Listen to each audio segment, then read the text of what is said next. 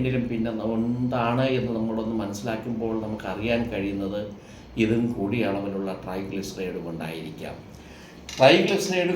നമസ്കാരം, ഡോക്ടർ സായിജി ടോക്സിലേക്ക് വീണ്ടും ഒരിക്കൽ കൂടി സ്വാഗതം. ഇന്ന് 2 ദിവസത്തിന് മുമ്പ് നമ്മുടെ മാധ്യമങ്ങളിൽ വന്ന ഒരു വാർത്ത, കൊഴുപ്പ് മാറ്റൽ ശസ്ത്രക്രിയയ്ക്ക് വിധേയനായി രോഗി ഗുരുതരമായ അവസ്ഥയിൽ. ഏകദേശം ആ വ്യക്തിയുടെ അല്ലെങ്കിൽ ആ രോഗിയുടെ 3-4 വിരലുകൾ തന്നെ മുറിച്ച് മാറ്റേണ്ടി വന്നു എന്നാണ് കേൾവി.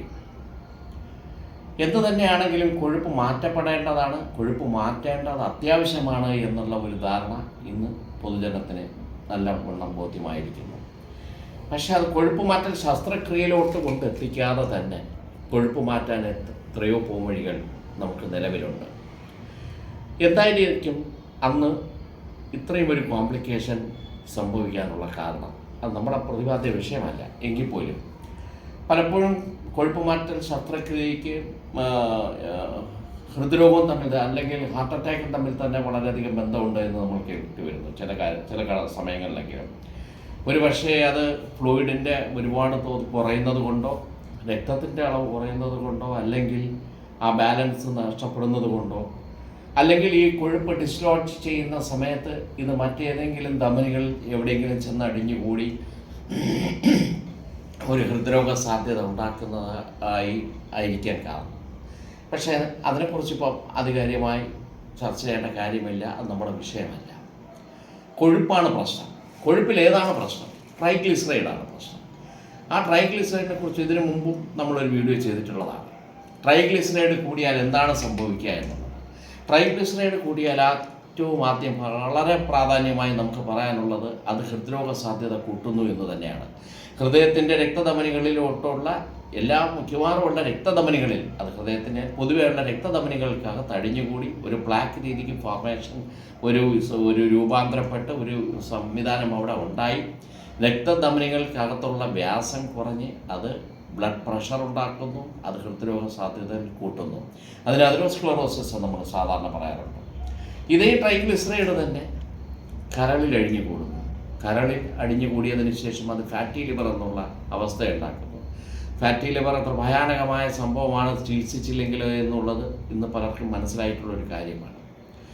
ഈ ട്രൈഗ്ലിസറൈഡ് കൂടുമ്പോൾ തന്നെ ഇൻസുലിൻ റെസിസ്റ്റൻസ് എന്നൊരു സംവിധാനം ഉണ്ടാകുന്നു. ഇൻസുലിൻ റെസിസ്റ്റൻസ് എന്ന് പറയുമ്പോൾ തന്നെ നമുക്കറിയാം, ശരീരത്തിൽ പാൻക്രിയാസ് ആവശ്യത്തിലുള്ള ഇൻസുലിൻ ഉണ്ടാക്കുന്നു. രക്തത്തിലുള്ള ഗ്ലൂക്കോസിനെ ശരീരത്തിൻ്റെ സെല്ലുകളിൽ കൊണ്ട് എത്തിക്കേണ്ട ചുമതല നമ്മുടെ ഇൻസുലിനാണ്. ഒരു കണക്കിൽ പറഞ്ഞാൽ ഇൻസുലിൻ ഇതിൻ്റെ താക്കോലായി പ്രവർത്തിക്കുന്നു. സെല്ലുകൾ തുറന്നു കൊടുത്ത് ഗ്ലൂക്കോസ് അതിനകത്ത് കൊണ്ടെത്തിക്കുക എന്നുള്ള ഒരു ജോലിയാണ് ഇൻസുലിൻ യഥാർത്ഥത്തിലുള്ളത്. ഇവിടെ ഇൻസുലിൻ റെസിസ്റ്റൻസ് ആകുമ്പോൾ അതിന് സാധ്യമല്ലാതെ വരുന്നു. ഇവിടെയും കൊഴുപ്പ് അല്ലെങ്കിൽ അമിതമായ വണ്ണം ഈ പറയുന്ന ഇൻസുലിൻ റെസിസ്റ്റൻസ് ഉണ്ടാക്കുന്നു എന്നുള്ളത് നമുക്ക് നല്ലവണ്ണം അറിയാം. മെറ്റബോളിക് സിൻഡ്രോം, എന്തിനേറെ നമ്മുടെ കണ്ണിനടിയിലും ത്വക്കിനടിയിലും ഒക്കെ തരത്തിലുള്ള ചില മുഴകൾ പോലുള്ള രീതിക്കുള്ള ചില തടുപ്പുകൾ പോലുള്ള ചില പ്രശ്നങ്ങൾ, കോസ്മെറ്റിക് പ്രശ്നങ്ങൾ ഉണ്ടാക്കാനും ട്രൈഗ്ലിസറൈഡ് കാരണമാകും. അപ്പോൾ ഹൃദ്രോഗം, fatty liver, insulin resistance, metabolic syndrome, അങ്ങനെ ഒറ്റപ്പാട് ജീവിതത്തിൻ്റെ അകത്ത് പല തരത്തിലുള്ള പ്രശ്നങ്ങൾക്ക് ഉണ്ടാകാൻ ഈ ഒരു ട്രൈഗ്ലിസറൈഡ് കാരണമാകുന്നു എന്നുള്ളതാണ്. എന്തിനേറെ ഒരു പക്ഷേ ഒരു വ്യക്തി പെട്ടെന്നുള്ള ഒരു വയറുവേദനയും ഓർക്കാതെ ഛർദിൽ ആയി വരികയാണെന്നിരിക്കട്ടെ, തീർച്ചയായും ഒരു പക്ഷേ ആ വ്യക്തി ഒരു പക്ഷേ ഡോക്ടറെ കൺസൾട്ട് ചെയ്തെന്ന് വരാം, അല്ലെങ്കിൽ കൺസൾട്ട് ചെയ്തില്ല എന്ന് വരാം. തീർച്ചയായും ആ വ്യക്തി സ്വയം അനുമാനിക്കുന്നത് ഒരു പക്ഷേ പുള്ളി തലേ ദിവസം കഴിച്ച ആഹാരത്തിൻ്റെ എന്തെങ്കിലും പ്രശ്നമായിരിക്കുമെന്നോ, അല്ലെങ്കിൽ ആഹാരം കഴിച്ചത് കൊണ്ട് ഉള്ള ദഹന വ്യവസ്ഥയ്ക്കുള്ള തകരാറ് കൊണ്ട്, അല്ലെങ്കിൽ ഗ്യാസ്ട്രിക് കംപ്ലയിൻസ് പോലെ എന്തോ ഒരു പ്രശ്നം വന്നത് കൊണ്ടായിരിക്കാം ഇങ്ങനെയൊക്കെ വരുമെന്ന് വിചാരിച്ചു എന്നിരിക്കട്ടെ. പലപ്പോഴും നമ്മൾ കണ്ടുവരുന്നത് ഏതെങ്കിലും തരത്തിലുള്ളൊരു വേദനാസംഹാരി എന്തെങ്കിലും കഴിച്ച് ആ പ്രശ്നം അവിടെ പരിഹരിക്കാൻ ശ്രമിക്കുന്നു എന്നുള്ളതാണ്. എന്നാൽ തുടർച്ചയായി പലപ്പോഴും ഇങ്ങനെ നമുക്ക് കണ്ടുവരുമ്പോൾ നമ്മൾ അതിൻ്റെ പിന്നിലും പിന്നെ എന്താണ് എന്ന് നമ്മളൊന്ന് മനസ്സിലാക്കുമ്പോൾ നമുക്കറിയാൻ കഴിയുന്നത് ഇതും കൂടിയ അളവിലുള്ള ട്രൈഗ്ലിസറൈഡ് കൊണ്ടായിരിക്കാം. ട്രൈഗ്ലിസറൈഡ് കൂടിക്കഴിഞ്ഞാൽ അത് ശരീരത്തിൻ്റെ പാൻക്രിയാസിലും നമ്മുടെ അടിഞ്ഞുകൂടുന്നു. നമ്മുടെ നേരത്തെ ഈ ലിവറിൽ അടിഞ്ഞുകൂടുന്ന എന്ന് പറഞ്ഞതുപോലെ തന്നെ പാൻക്രിയാസിനും അടിഞ്ഞുകൂടുന്നു. പാൻക്രിയാസിൻ്റെ ബീറ്റാ കോശങ്ങൾ അല്ലെങ്കിൽ ആ സെല്ലുകൾ അത്രയും വല്ലാത്ത രീതിക്ക് അത് നശിപ്പിക്കുന്നു.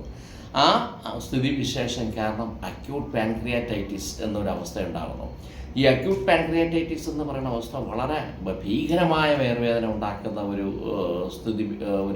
സ്ഥിതിവിശേഷമാണ് ആ പാൻക്രിയാറ്റൈറ്റിസ്. ചുരുക്കത്തിൽ ഞാൻ പറഞ്ഞു വന്നത്, പലപ്പോഴും സ്വയം ചികിത്സയോ അല്ലെങ്കിൽ നമ്മുടെ പല തെറ്റായ ധാരണകളും നമ്മൾ യഥാർത്ഥത്തിൽ ഏതാണ് പ്രശ്നക്കാരനെന്ന് തിരിച്ചറിയുവാൻ നമ്മളെ വൈകിപ്പിക്കുന്നു. കൊഴുപ്പ് ഒരു വയറിനൊരു പ്രശ്നം വരുമ്പോൾ, ഒരു വയറുവേദന വരുമ്പോൾ, ഒരു ഛർദി വരുമ്പോൾ, ഓർക്കാനം വരുമ്പോൾ ഇത് ഒരു പക്ഷേ ട്രൈഗ്ലിസറൈഡ് കൊണ്ടുള്ള ഒരു പ്രശ്നമാണ് എന്ന് നമ്മൾ ഒരിക്കലും മനസ്സിലാക്കാതെ പോകുന്നു. ഇതിനും ട്രൈഗ്ലിസറൈഡ് ഒരു കാരണമാകുന്നു എന്ന് നിങ്ങളെ ബോധ്യപ്പെടുത്തുവാൻ കൂടി ആണ് ഇന്ന് ഈ വീഡിയോ ചെയ്തിരിക്കുന്നത്. അപ്പോൾ ഈ പറയുന്ന ലിപ്പോസക്ഷൻ അല്ലെങ്കിൽ കൊഴുപ്പ് മാറ്റം ശസ്ത്രക്രിയയൊന്നും ഇല്ലാതെ നമുക്കിത് എങ്ങനെ മാറ്റാം എന്നുള്ളതാണ്. അതിന് നമ്മൾ പല വീഡിയോകളും നിങ്ങൾ കണ്ടിട്ടുണ്ടായിരിക്കും. ശരിയായ ഭക്ഷണ രീതിയും ശരിയായ ജീവിത രീതിയുമാണ് ഇത് അടിസ്ഥാനമായി ചെയ്യാനുള്ളത്. നമ്മൾ അന്നജം അല്ലെങ്കിൽ നമ്മളെ കാർബോഹൈഡ്രേറ്റ് വളരെയധികം കുറയ്ക്കുക. മധുരം, നമ്മൾ ആവശ്യത്തിലധികം എടുക്കുന്ന മധുരത്തിൻ്റെ തോത് ഗണ്യമായി കുറയ്ക്കുക. വളരെ കൃത്യവും വ്യക്തവുമായ രീതിക്ക് ആഴ്ചയിൽ ഒരു 5 ദിവസമെങ്കിലും ഒരു നല്ല രീതിക്കുള്ള ശാരീരികമായ വ്യായാമം നമുക്കുണ്ടാകണമെന്നുള്ളതാണ്.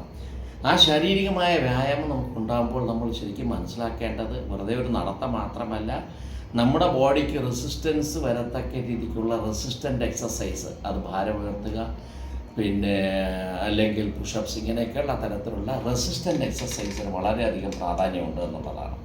നമ്മളെ ശരീരത്തിനുള്ള മസിൽ മാസ് എത്രത്തോളം കൂടുമോ അത്രത്തോളം നമുക്ക് ഈ പറയുന്ന മെറ്റബോളിക് സിൻഡ്രോം അല്ലെങ്കിൽ ഈ പറയുന്ന ജീവിതശൈലി രോഗം തടയുവാൻ നമുക്ക് ഒരുപാട് സഹായിക്കുന്നു എന്നുള്ളതാണ്.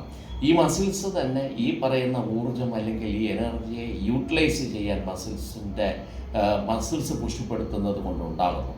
മസിൽസ് പുഷ്ടിപ്പെടുത്തുന്നത് കൊണ്ട് തന്നെ മസിൽസ് ഡെവലപ്പാകുന്നു. സ്വാഭാവികമായി ഇവരിലുള്ള കൊഴുപ്പ് ബേണായി പോകുന്നു, അവൻ്റെ കലോറി കുറയുന്നു എന്നുള്ളതാണ്. അപ്പോൾ ധാരാളം വെള്ളം കുടിക്കുക, മദ്യപാനം, പുകവലി പോലുള്ള ശീലങ്ങളൊക്കെ നമ്മൾ പുകവലി പൂർണ്ണമായി ഒഴിവാക്കുക. മദ്യപാനം അതുപോലെ തന്നെ വളരെ ഗണ്യമായി കുറയ്ക്കുകയോ ഒഴിവാക്കപ്പെടേണ്ടതായ ഒരു കാര്യമാണ്. അതൊക്കെ ചെയ്ത് ആവശ്യത്തിനുള്ള ഫിസിക്കലായിട്ട് വ്യായാമം, ആവശ്യത്തിനുള്ള ഉറക്കം, അതും അത്യാവശ്യമാണ്. ഇത്തരം കാര്യങ്ങളെല്ലാം വളരെ അനുയോജ്യമായ രീതിക്ക് നമ്മൾ ചെയ്തു പോവുകയാണെങ്കിൽ ഈ ട്രൈഗ്ലിസറൈഡ് എന്ന് പറയുന്ന വില്ലനെ നമുക്ക് പടിക്ക് പുറത്ത് മാറ്റി നിർത്താം. എന്തായാലും ഒരു കാര്യം നമുക്ക് ബോധ്യമായി, ഒരു കൊഴുപ്പ് കൂടുന്നത് കൊണ്ട് ഒരു മനുഷ്യ ശരീരത്തിൽ എന്തുമാത്രം പ്രശ്നങ്ങൾ ഉണ്ടാക്കുന്നു എന്നുള്ളത് നമുക്കറിയാം. ഏതൊക്കെ സിസ്റ്റത്തിനെ, ഏതൊക്കെ അവയവത്തിനെയാണ് ഈ കൊഴുപ്പ് ബാധിക്കുന്നു എന്നുള്ളത് നമുക്ക് ഇത് തിരിച്ചറിയാൻ കഴിഞ്ഞു. ഇത്ര മാരകമായ ഒരു പ്രശ്നമാണ് ഒരു കൊഴുപ്പ് കൊണ്ടുണ്ടാകുന്നതുണ്ട് എങ്കിൽ നമ്മളത് വരാതിരിക്കാനല്ലേ നോക്കേണ്ടത്, അല്ലെങ്കിൽ അത് തടയാനല്ലേ നമ്മൾ ശ്രമിക്കേണ്ടത്.